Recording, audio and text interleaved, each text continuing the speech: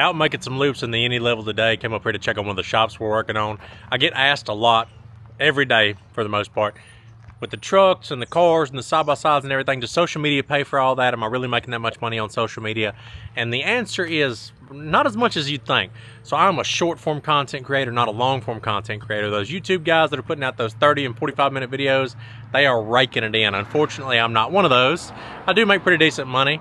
About 5 years ago when I started this, I was working a regular job, blue collar, 7 days a week, 80 hours, normal week for me. And I was making six figures. You know, no complaints, had a great time, was a great life, no regrets.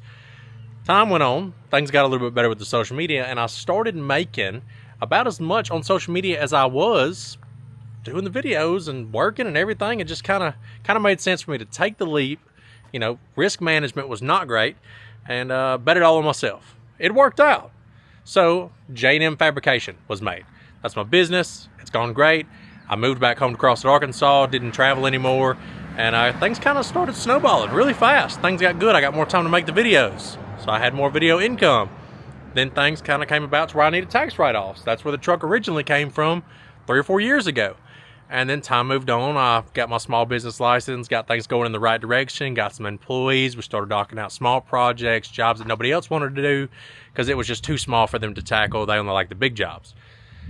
Well, things kind of evolved into something bigger there, and now I try and do this. Investment properties. This is a 4-bay garage we just recently bought a couple months ago. It needed a lot of TLC. It was pretty ran down. So we try and renovate as little as possible when we buy an investment property. I'm going to take you through here and show you what we're doing to this one. And it's pretty much a cut, copy, and paste on every single thing we do. So let's get in there and check it out.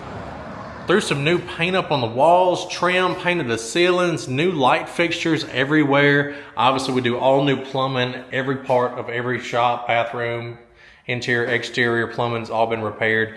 The lights are off in here right now because I got to wait for the electrical to come get redone. That is the big ticket item on this shop. We're going to have all new outlets, all new lights, all new receptacles, all new everything.